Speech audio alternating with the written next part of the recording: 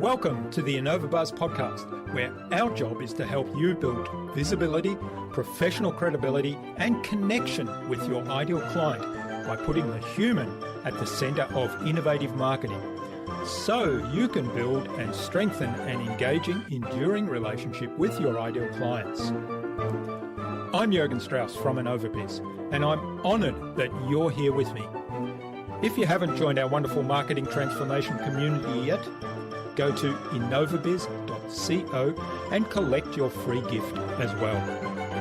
Do subscribe to the show and also leave a review because it helps others find us. Let's get into today's masterclass on this InnovaBuzz podcast.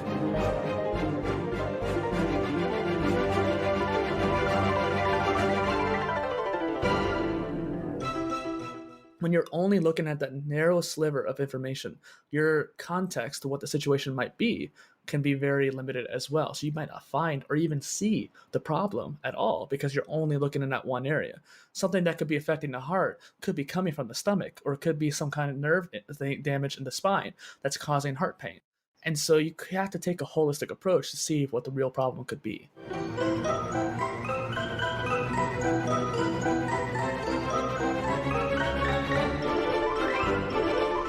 Welcome back.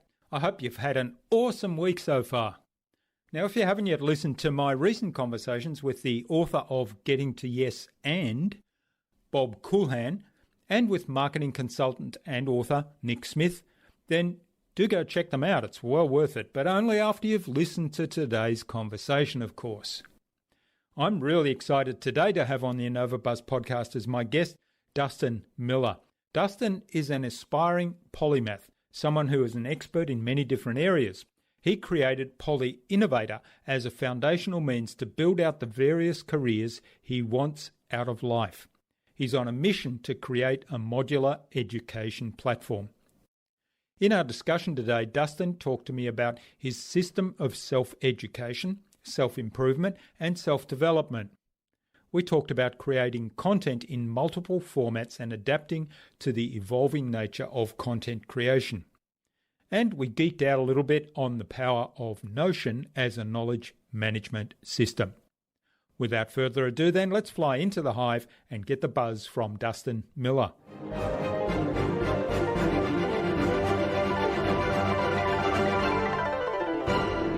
Hi, I'm your host Jürgen Strauss from InnovaBuzz, and today I'm really excited to welcome to the InnovaBuzz podcast all the way from Columbia, Missouri in the USA, Dustin Miller, who's a self-described poly-innovator, and we'll talk a little bit more about what exactly that is, and he's also an omni-content creator. Welcome to the InnovaBuzz podcast, Dustin. It's a real privilege to have you here as my guest today. Thank you, Jürgen, for having me. Now, PolyInnovator. So tell us a little bit more. What does that mean to you? What is it? And why did you go down that path? Yeah, so even when you were doing the intro there, I was thinking about how people would perceive it. So you're saying a PolyInnovator or the PolyInnovator as a way of signifying difference between other people being a PolyInnovator, which I think is interesting just on its own. I often just say Dustin Miller PolyInnovator as it's a separate name almost of sorts. But for me, it's a little bit of a concept and an identification kind of thing. I really identified with this whole idea of a polymath, and I've always wanted to be in this idea of innovation, which we'll get into a little bit later with a story, I guess you could say. And so I combined the idea of becoming a polymath, which is someone who is deep knowledge in many different areas, with this idea of wanting to work in innovation and make a change in the world. So a polymath of innovation, a polyinnovator. And so that's who I want to be. That's who I am now, even to a degree. And yeah, I want to create my life ahead of me. That's fascinating. So you decided to be that. So you're not talking about that's my aspiration, that's what I want to become. You're basically saying to yourself, I am that, I'm going to be that. How did you kind of come up with that firm belief that you could be that and then basically behave in a way that meant that you were actually a poly-innovator? Yeah, so I guess we can jump right into this idea, something I've worked on for self-growth and development in a way, I created this what I call the personal PolyInnovation system. And what's interesting is that I've created it kind of in reverse in a way. So it starts with self-education, self-improvement, and then self-development. And each of those would seem like they're synonyms and they mean the same thing, but they don't really. When you look at the details, they don't mean the exact same thing. Self-education is the foundation. It's the education of your life and what you are learning to improve yourself. Self-improvement, on the other hand, is the habits and systems that go into the daily practice. We were talking before the show about Notion. It's a great tool for actually organizing your habits and keeping track of which habits you're keeping up. And then finally, you have the self-development, which is something I created first. Before PolyInnovator, I worked on this concept of the United Living Construct, the company I wanted to create for a hub of innovators of the world. And it's interesting because kind of what you're doing actually here with InnovaBuzz. And so what's interesting is that self-development is about the 4 pillars philosophy that I created: the mind, body, spirit, and emotions, understanding those 4 major aspects of life. And between all 3 of these areas for the personal PolyInnovation system, I try to learn more. I try to keep my habits going. Like at the beginning of the pandemic, when we were in quarantine, my habit for working out went out the window, just like everyone else. And so it's interesting how getting that back on that track and getting back in the gear was easier for me because of this system that I created. And so that's one reason why I think I'm more of a polyinnovator, so I can innovate my life so I can help innovate the world outside of that.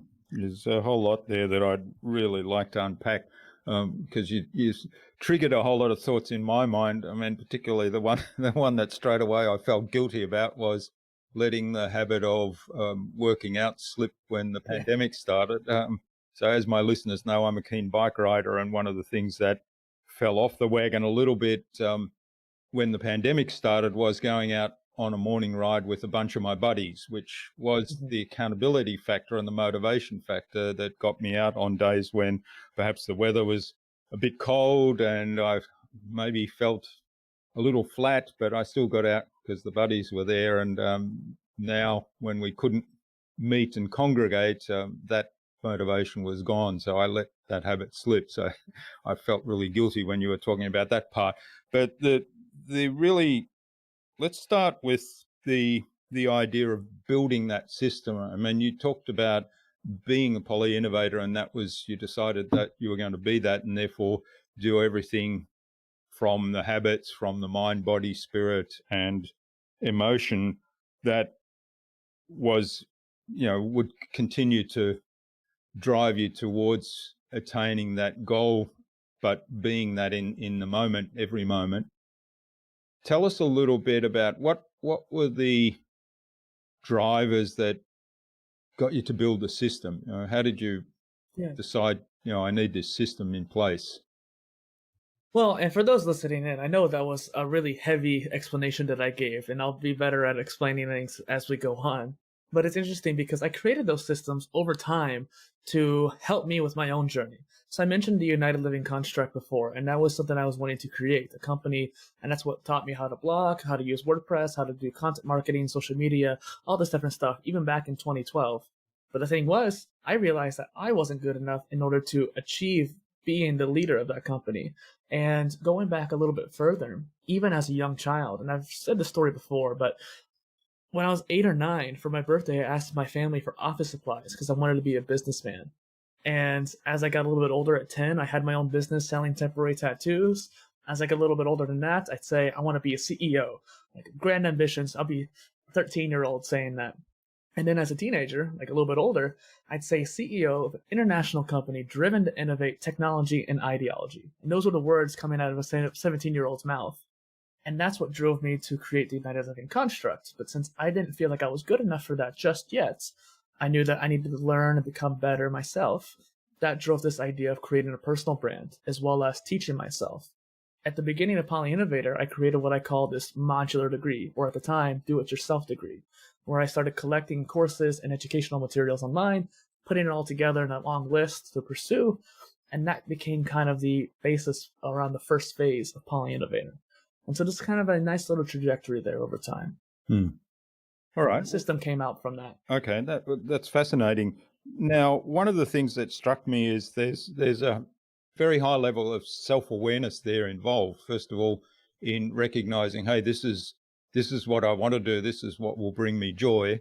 but then also the self-awareness of, well, I need a whole stack of things to really get to the level that I want to be in this, and that I can be the best I can be. So where did that self-awareness come from? I guess it came from a lot of introspection. So, for example, I remember starting to meditate back when I was a teenager, and I've never been good at creating a good habit of meditation versus like working out or learning. But meditation is something I remember doing a lot as best I could, being inexperienced. And that helped a lot, saying like, okay, getting back into my own mind, understanding what's going on in the world around me, as well as just being hyper aware. So one of my first jobs was being a lifeguard. And because of that, I was able to work on my focus. Because as a lifeguard, you can't just sit there idly by. You have to watch the pool continuously, as well as be aware of the entire surroundings around you. So I almost got this hyper awareness from a young age, as well as I was always kind of just hyper in general too. And so between both of those things, it helped me just pay attention more and think more in systems. Between both of those things, I think it helped with self-awareness because I understood myself as well as the systems around me. And not trying to brag, it's just matter of fact of how it was. And it's just interesting. I don't really know how to answer your question per se, because it just kind of happened. All right. So tell us a little bit more then. The United Living Construct, is that the business you're building? Well, the ironic thing was, it's more than that, because I say business, I say company, but it wasn't really meant to, it wasn't a matter of making money. Making money was just a byproduct of the capitalistic society that we live in globally. Like, we live on a global scale on a capitalistic system. And so in order for a company like that to succeed, you either have to be a nonprofit or a profit. And I felt that between those two, profit would have been more of a chance to grow rapidly for this kind of organization. I wanted to create a hub of innovators, or as I call them, Ulcians, because they're ULC, United Living Construct, INANS, Ulcians. And I thought that kind of a unique idea of bringing people together around the world who were innovators. And that whole idea moved on to PolyInnovator as well. I actually created a community for polymathic and innovators as well in PolyInnovator. So it was one of those things where I was trying to find a way to get it to work in the systems that were in place already. Okay. So you talked about community there. How important is a community to growing that business? And also, I mean, I imagine that with the whole idea of polymath and PolyInnovation, that community is important in terms of bringing in knowledge from different aspects. But how important is the community to building that business? I think more importantly to PolyInnovator rather than ULC, because the ULC is kind of not dead in the water, but on standby at this point. So I'm focusing on PolyInnovator community. And it really just evolved into what PolyInnovator is now. And I would say it's pretty important because looking around, polymaths are almost shunned in a way, because if you look at our society, especially in the US, where during the Industrial Revolution, it was more focused on specialization, becoming cogs in the wheel to make sure a factory is able to run effectively. That's when the 9-to-5 was established, and that's when a lot of schooling was established on the US and then global scale. You have to be focused on one thing, get one career, but in reality, human beings are a multidisciplinary species. We are good at doing a lot of different things. And sure, there's plenty of specialists out there, and that's totally okay. But there was a lot of people like myself who were multidisciplinary, who felt confined by choosing one degree or one career path. And I've realized over creating content over these years is that there's a lot of people like me, a lot of pockets of tribes of people who are polymathic, or multi-potentialite, or jack of all trades, whichever term you prefer. And what I really wanted to do was try to bring everybody together. I've always had this idea of combining things. And so not taking away from any of these pockets of people, but rather just create something that can be an umbrella for all of them to come into. And so I created this tribe to help bring people together, as well as started interviewing them on my show.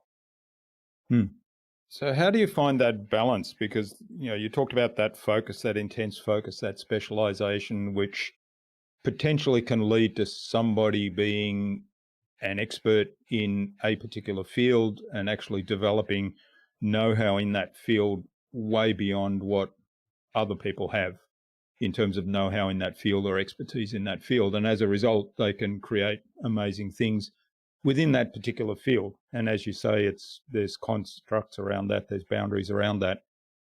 How do you balance that with the need to kind of connect the dots between different areas of expertise, different fields, different knowledge hubs, and still get to a level of expertise that can create value for the business, for their customers, and for society as a whole.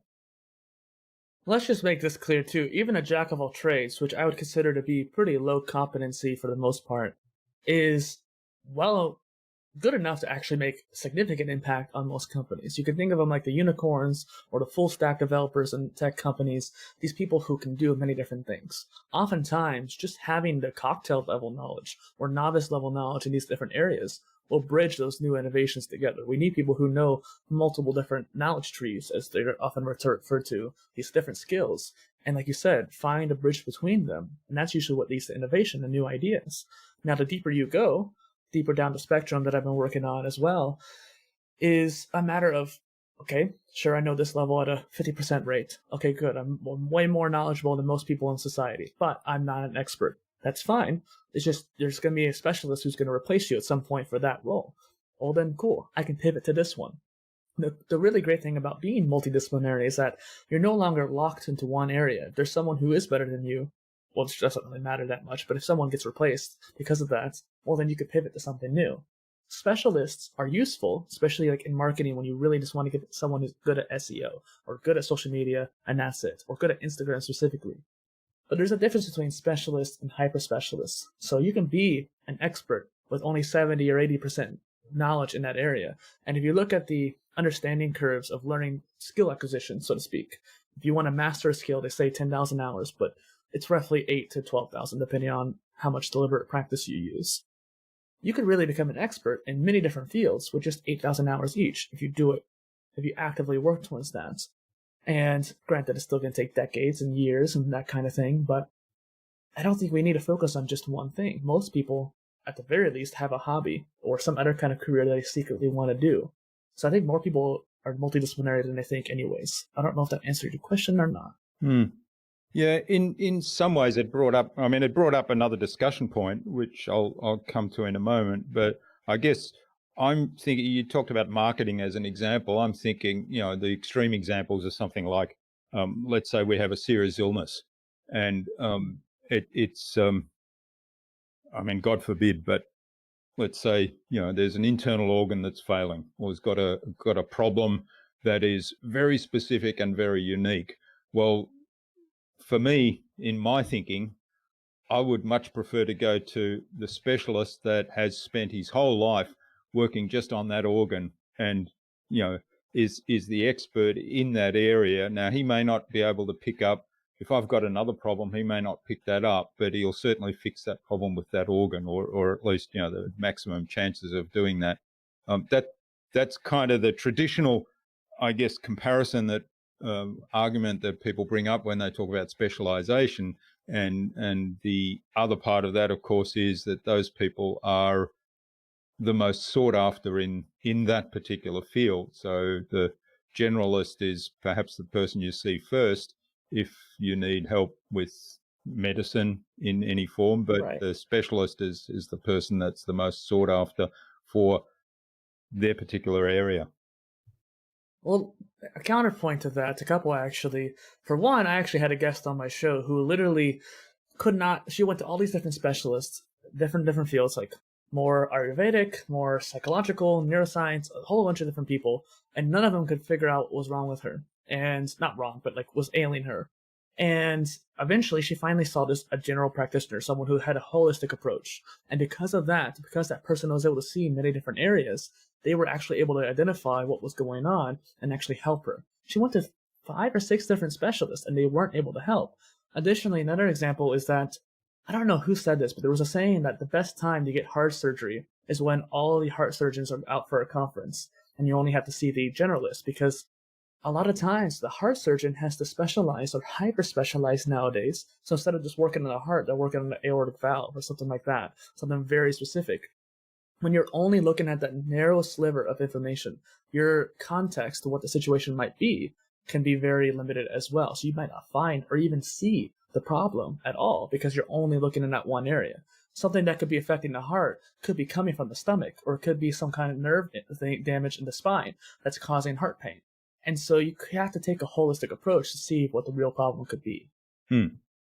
Yeah, that's a really fair point. I guess my story came from, if you pinpoint the problem and you've pinpointed the problem, it's this specific thing, then the specialist for that specific thing might be the preference. Whereas as you point out, if it hasn't been pinpointed, then the person that has more overview is perhaps more likely to consider all contributing factors and may come to the cause of the issues more quickly. Well, and sometimes specialists can cause an even bigger problem. I think my grandfather actually, for example, had heart surgery.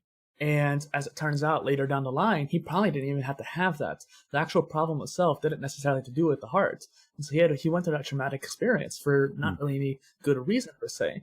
And the other example was the fact that, like, if they're only looking at the heart, and you almost even said this too, like, they're talking about there's a problem here and there's a problem there, and you try to fix this one first, well, that fix could damage this one worse if it comes down to, like, okay, the lungs are as sensitive as well as the heart. Okay, let's focus on the heart first, and then we'll deal with the lungs later. Well, that fix for the heart, going into the surgery, might have infected the lungs even more and caused an even worse issue because of that. Yeah, it's an interesting discussion. The other part of what you said earlier that I think is important to kind of bring into this conversation, and that's the balance part. So, most people have hobbies. Most people, you talked about working out earlier, I talked about cycling. So most people have some physical activity that they do, whether it's just simply going for a walk or gym work or whatever it might be. And having that balance is important from a number of reasons. So talk to us a little bit more about how that plays out in the concept of PolyInnovators.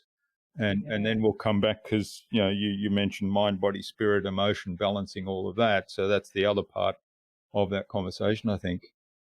I love that question, Jürgen, because balance is one of my main things in life. For some reason, it's my main principle. I don't know where it came from per se. Maybe the Buddhist books I read when I was younger. But I always say the key to life is balance. And probably Taoism as well, and Confucianism, all these different aspects of Eastern philosophy. And it's interesting because I created the 4 pillars philosophy because of that, where it's a balance between all these different areas. If you work on just one pillar, most of my adult life has been working at a recreation center where I was a swim instructor, a lifeguard, waterworks instructor, personal trainer. And that's how I got into becoming a fitness expert and doing my own exercises. But I realized that if you focus just on exercise and not your mental capacity, it's kind of like those meatheads you would see on TV shows where they're all bulky, but then they have not really much intelligence, which actually, as it turns out, is not always the case. I've met a lot of people who were bulky who were really intelligent. And I also found that also exercise helps your brain development as well, especially to getting it more fast and healthy. Now, that also comes down to meditation too. Meditation I see as the way to practice focus and work out the brain. But also for the spirituality aspect, I see spirituality more as the balance between the conscious mind and the subconscious mind. And in order to do that, you need meditative practices or overall just whatever religion you believe in and focus on deepening that spirituality. And then it goes down to the emotion pillar as well. If you don't understand your spiritual self and the connection between your reptilian mind and the higher brain, or the physical aspects, if you eat unhealthy, it's going to affect your emotions. That's why they always say when you eat McDonald's too much or Macca's, you end up having too much of negative hormones in your body and makes you upset. All these different factors come together. So when you build up one pillar, or if one pillar goes down, it affects the rest of them. So balance is key. All right. Well, as somebody that has balance as a pretty high value, I that really resonates with me. The other thing I think you said there that I just sort of emphasize and point out is that, particularly as business owners, often we think there's a deadline, we have to get this done, so everything else gets ignored for a period of time, and we really focus in on this intensively. All of our time spent on this one thing, and whenever I do that, when I find myself doing that, beyond a day, then my productivity is just shot. It's actually better to take a break, go and do some of these other things, and then come back, and then all of a sudden I find it's actually easier to get that thing done. Yeah, for sure. And what comes down to your energy cycles as well. Something I've delved into is sleep. And so understanding the circadian rhythm, which by proxy, the chronotypes, which is a not super proven science yet, but it is interesting nonetheless, where instead of just morning person, early bird and night owl, you have four. You have the people who need less sleep, and you have the people who need more sleep, and then for both. So you have the dolphin, the lion, the bear, and the wolf. And so I think the lion and the bear need more sleep, whereas the dolphin and the wolf need less sleep. So the wolf is that person who stays up late, sleeps only a little bit, like 5-6 hours, versus like the bear who sleeps for like 8 or 9 hours, so to speak. And just understanding where you are on that spectrum. Yeah, through the whole winter, yeah. And it's just, what's interesting too is that it changes in your life. My roommate actually started staying up later recently, and he's getting to a different age zone, so to speak. If you look at it from age 1 to 100, you have all these 7-year chunks where presumably it will change. As kids, we wake up early and can sleep in as much as we want. As teenagers, we actually need like 10 hours of sleep because our bodies are changing so much it needs to recover. And so that's why teenagers like to stay up late and sleep in. The school system in the US, for example, is really bad about that, where they force you to wake up early, which is counterintuitive to the most teenagers' chronotype.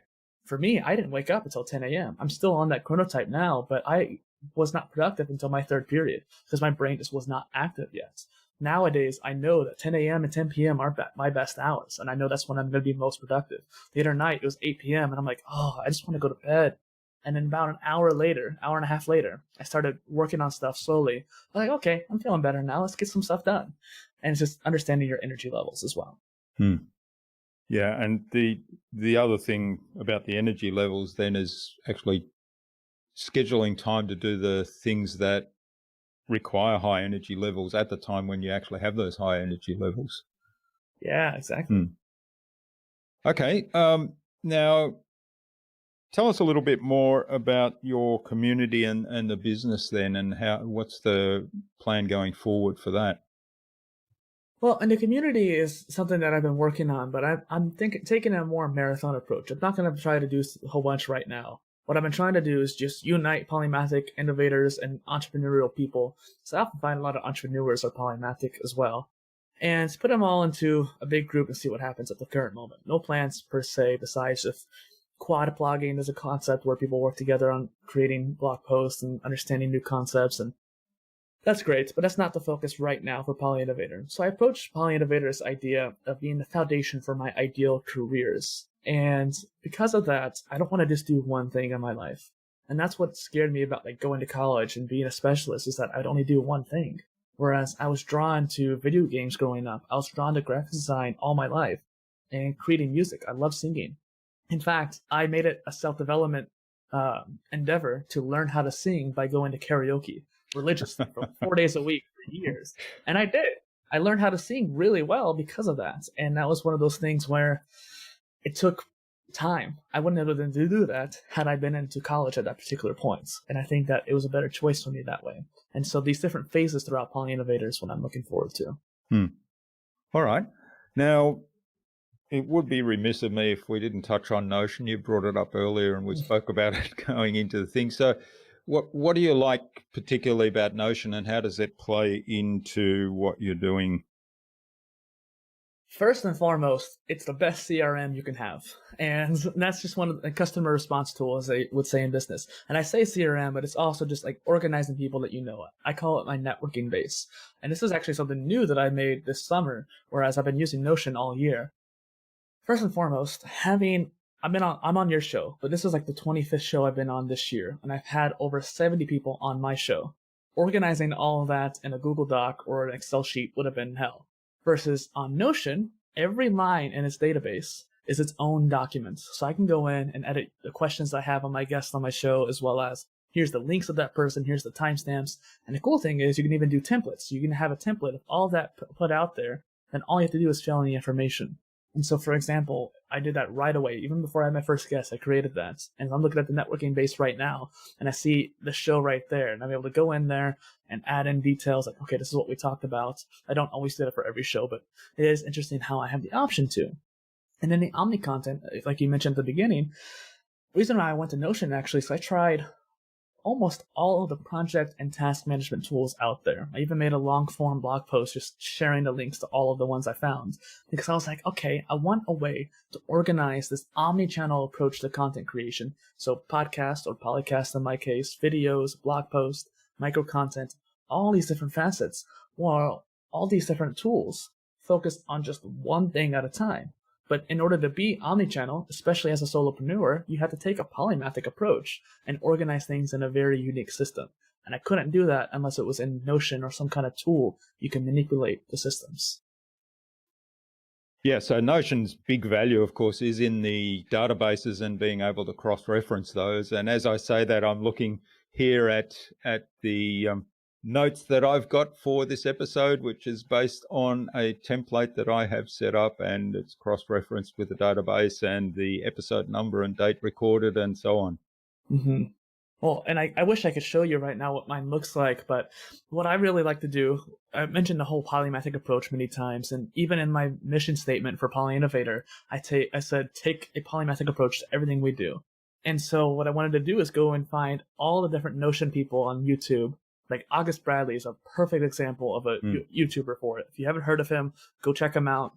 I highly endorse everything he's been working on. And he talks about this life operating system. And also, too, real quick, he even made a post today. He's like activating beast mode or something like that, where he was talking about how some points you don't follow the system. Like I have my personal PolyInnovation system, which is similar to his whole life operating system idea, both of which I try to use Notion for actually to make. But at some point, you're going to fall off the wheel. You're going to fall off the train, so to speak. And that's okay. It's okay to fall off. There's a balance. Like you said earlier, you need a break. And he even mentioned that in that balance, sometimes you're even more productive than using the systems, because then you're unchained, so to speak. The beast is unleashed, as he said. Mm-hmm. And I think that's fascinating. And I was looking at this and I was like, okay, what can I do with my Notion to combine everybody else's concepts? So there's a guy named Thomas Frank, who's a productivity YouTuber. He created this content management system as well as a reoccurring task system, which was pretty rare with Notion, whereas other tools have it built in. And then August has created a whole bunch of little templates. So I'm putting them all together into this Frankenstein dashboard that's just fascinating. Yes, there's a whole community growing around Notion. It's quite fascinating. And as you say, there's people that come up with solutions to various bits and pieces and build templates that you can either download for free. I know Thomas Frank has a lot that you can actually get for free. He makes available. August Bradley has some fairly complex ones that he sells based on the amount of work he's obviously put in doing those. So yeah. There's lots of material available.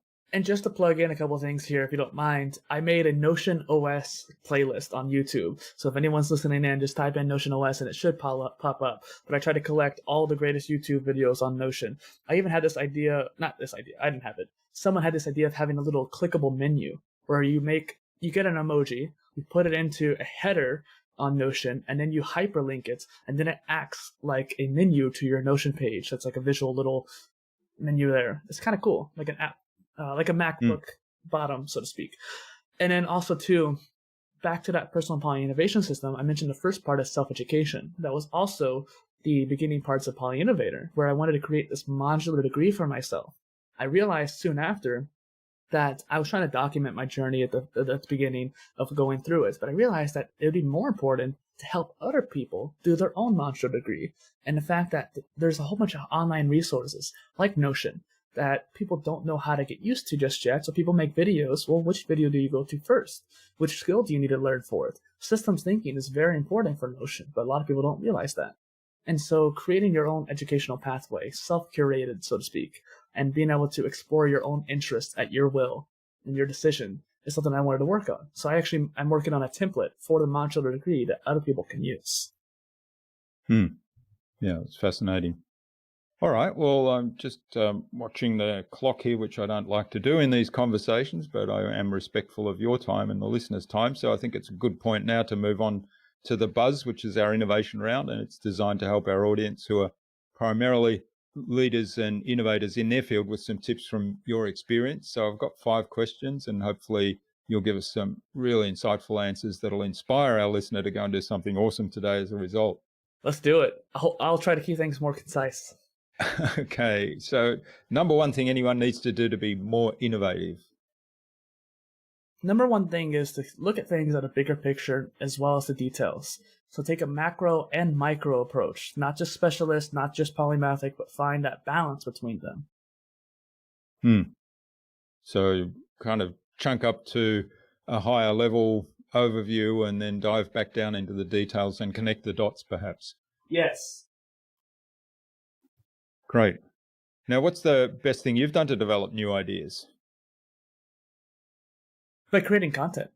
So it's all about input and output. In Silicon Valley, there's this concept of a second brain, which actually has an origin in Europe as well. Zettelkamen, something like that. Zettelkasten. He had a system of organizing all his ideas. If he came up in his brain, he'd write it down and organize it and being able to retrieve it. So the idea of input and output. That's why this Notion operating system and stuff like that's so important too. So you can actually write down your ideas, put them on the slow burner, and find an output like content, like blogging or whatever you want to do. And I think if you have an output, it starts generating more ideas because you're being creative. You're building the brain muscle, so to speak. Yeah, and I like it's Zettelkasten, by the way. It's a German word. I like that concept from the point of view of, I mean, there's the work of David Allen too, of getting things done. So, don't clutter your brain with all these things, all these thoughts that are future ideas and don't need any action right now, and get them out of your head into some system. And Notion is great for that, of course. The idea there, of course, is they're available for you to go back to and develop from an idea into something more concrete, but they're out of your head so that your mind's free to work on new ideas. Danke, Zettelkasten. I didn't realize the name. I couldn't remember. And yes, I totally agree. It's one of those things that being able to just mind dump and get it off your brain so you can focus on the task at hand. Yeah, love it. All right, now we've probably answered this one. What's the favorite resource you use most often? Okay, excluding Notion, I guess you could say. I guess one of the other things is the WordPress, or now Ghost CMS, which I was mentioning beforehand before recording that I'm moving from WordPress to Ghost. I think having a system like a website in general, whether it's WordPress or Ghost or Squarespace, whatever, is something that's useful because it gives you your own home. If you don't have a home for people to go to, then you're relying on the other platforms and you're privy to their decisions. So there's a whole YouTube adpocalypse, for example, where everyone was worried they're not going to make income from YouTube anymore. Well, if you're on YouTube only, then your whole life could be destroyed instantly if YouTube were to go away. Have your own website. That's the tool I use. Any tool, but have a website.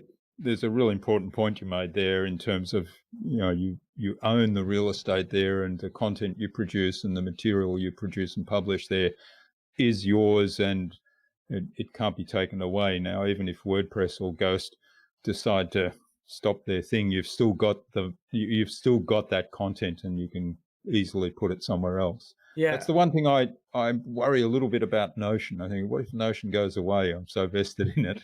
Well, I've been trying to periodically export my Notion just to make sure I have a backup, because I think it's like HTML, which at least could be saved even if it's not perfect. It is. One thing I would like to touch on real quick is Medium and Anchor, 2 platforms that are really great for some people, but I feel really scummy about when it comes to those two. I started Medium years ago, and I moved from my WordPress blog to Medium, and I made over 100 stories on that platform with both of my publications, United in Construct and PolyInnovator.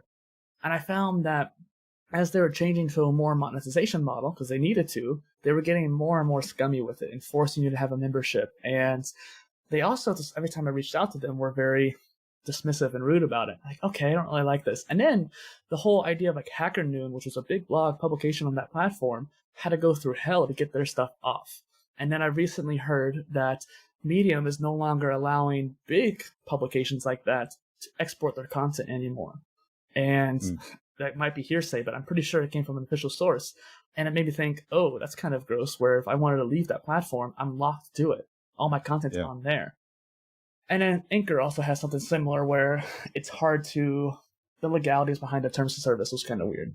So I just don't like having all my stuff on there. So I moved it all off recently. Yeah, that's right. And, a friend of mine has this saying, and it's about, it's in response to people who say, I don't need a website because I do everything on Facebook.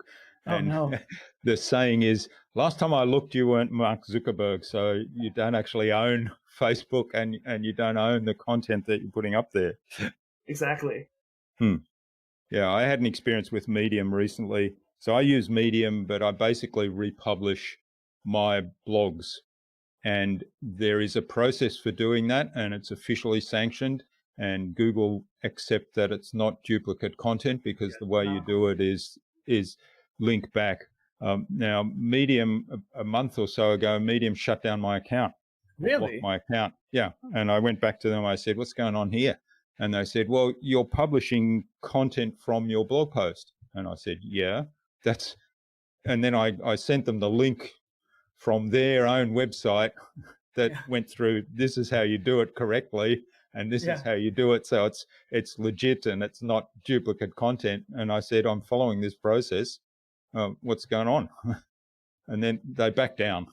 Yeah, I bet. I had a similar issue, I think, too. Maybe not because of duplicate content, but I had an issue where I was following the rules and Medium turned off one of my publications randomly over some kind of small issue. And I think that's one of the reasons why I left off of there, too. It's like, you shut down my publication for no reason, mind you, instantly. And I'm like, what the hell? That's not cool. And I had a similar issue with Quora too, where I was on there daily because I wanted to build thought leadership on Quora. So I was answering questions daily. I have over 460,000 views now because of that endeavor. But there was one day where I answered a question that I was really proud of. I had a lot of links to a lot of resources. None of them were mine. It was just purely wanting to help this person. But since there was too many links, my answer got locked and my account was under review or something like that because of one answer that was overly linked. And because of that, I was so offended that I just left the platform. I mean, I didn't delete anything, but I just stopped posting on there every day. And it's just, when you have something like that can go away right away, it's just, why take that chance? Yeah. So really important point there. Have your own website, have your own content in your own areas where you have control over it, and also you can access it and download it and move it somewhere else if you need to or want to. Okay, now what's the best way to keep a project on track? Keep a project on track. So I'm really a fan of prioritization, and August Bradley comes back up because I'm really trying to adopt his Pipes, Pillars, Vault system where you focus on the life areas and the various projects you're working on and the daily tasks that you can accomplish. And it's sort of like the get things done mentality, but it's a little bit more modified, especially for Notion. But I think that having a system like that where you can just have a priority, and I think you and I both are used to it enough to where we can do it mentally, but if we have some written down ideas, it's much more easy to tackle. Do this first. Like this week, I've had a lot of things happen all at once that I need to work on that are instant. For example, I have a lot of guests on my show who've been waiting a long time to be released because I wanted to do a weekly release. And I realized, okay, I don't like this weekly release thing. And I don't like actually even more.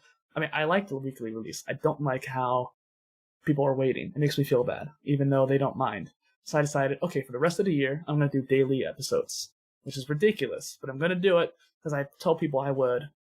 But I added a whole bunch now to my plate. Instead of having one episode a week where I have to edit and upload and timestamp and all this different stuff manually, I'm going to do it every day. And so I realized today I need to work on my website. I have priorities that need to be done before I can launch this new website. I have the episode I need to record. I have this interview with you. I have to go work later for an hour or two. And then beyond that, I have a whole bunch of other stuff I need to work on. Well, it's just a matter of take one thing at a time. Think of it in a macro view. I have this whole thing in my head, which probably would do me well if I brain dumped.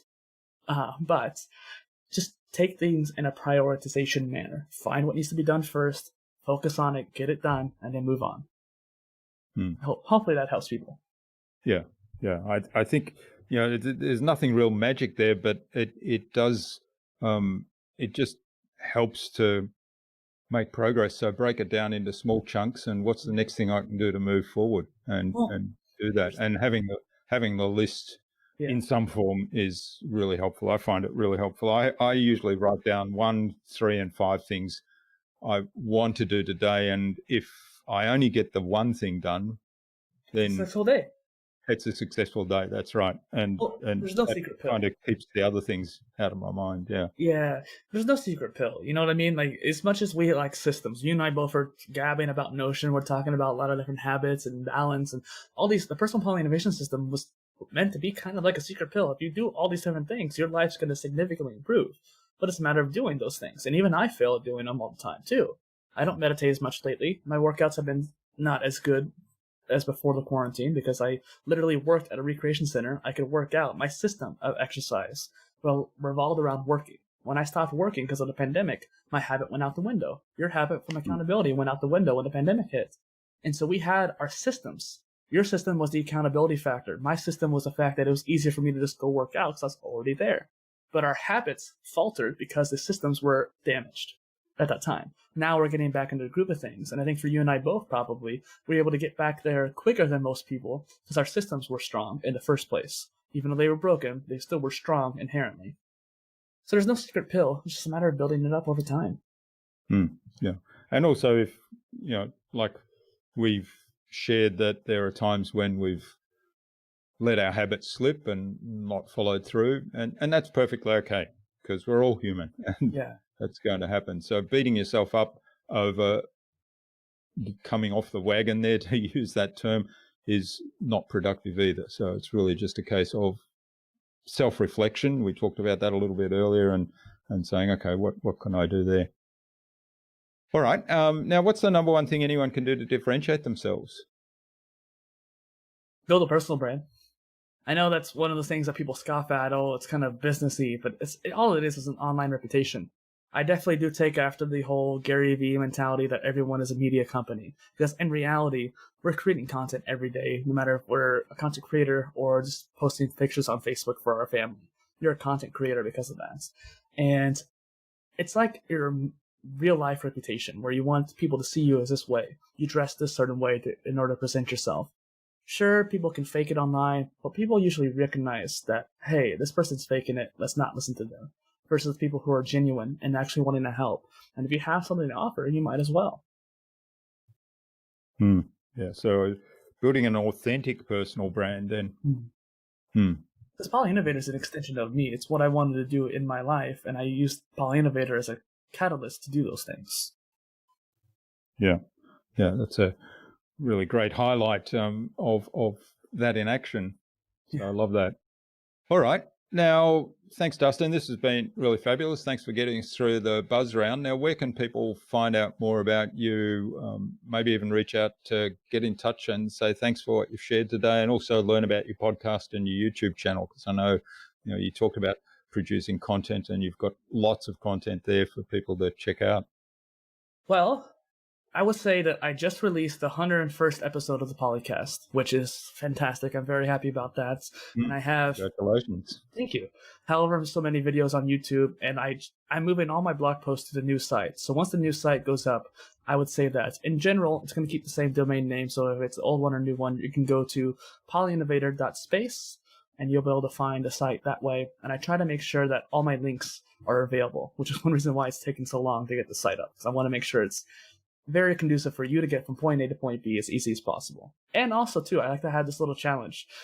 Since I'm omnichannel, I like to be on every platform I can, including blockchain social media, as well as obscure social media platforms no one's heard of, and of course the main ones. So just search for @PolyInnovator on any platform of choice, and you'll probably find me. Great.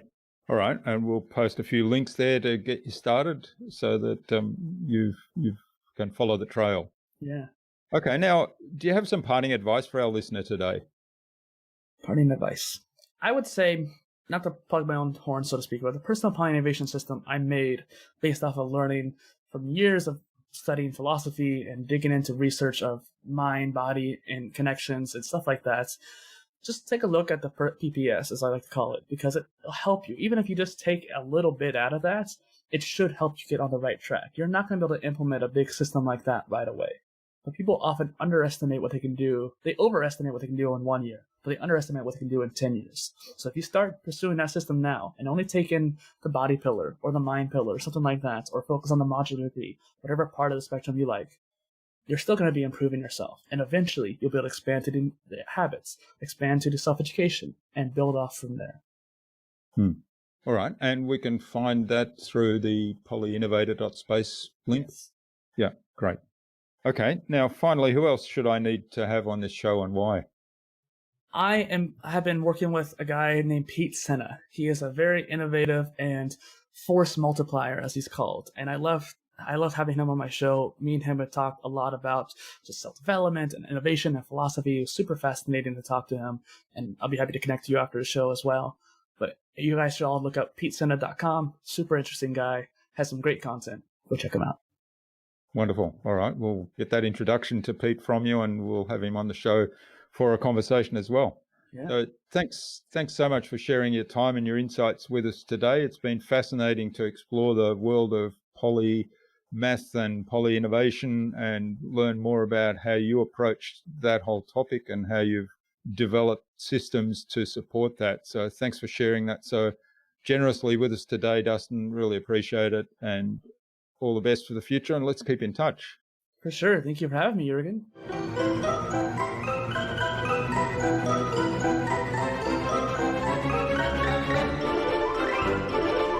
I hope you enjoyed that insightful and really informative conversation with Dustin and took something away from his episode. Dustin shared some fascinating ideas on the future of learning and education and how to balance that across all aspects of your life. I'd love to know what you took away from Dustin's episode. Leave a comment below the blog post, which you can find at innovabiz.co/Dustin Miller. That is DUSTINMILLER. All lowercase, all one word, innovabiz.co/Dustin Miller. You'll also find contact information there for getting in touch with Dustin, as well as links to his website, to the Polymath Polycast, to his social media pages, and the other resources we spoke about in today's conversation. Now, if you like this episode, please share it with 2 other people on social media, 2 other people that it might really help.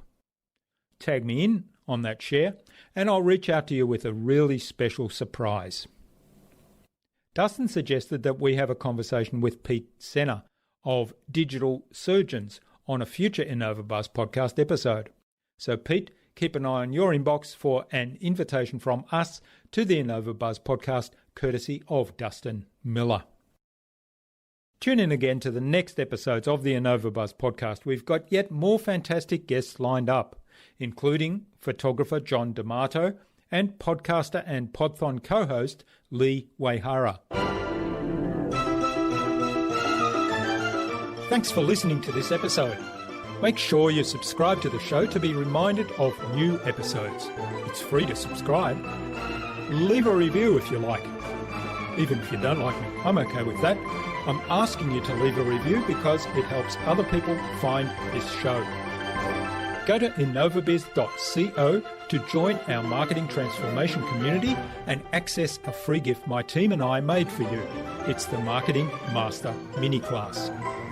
We want to give you everything you need to transform your marketing into a human-centered, relationship-focused growth engine. Until next time, I'm Jürgen Strauss from InnovaBiz. Remember, be awesome and keep innovating.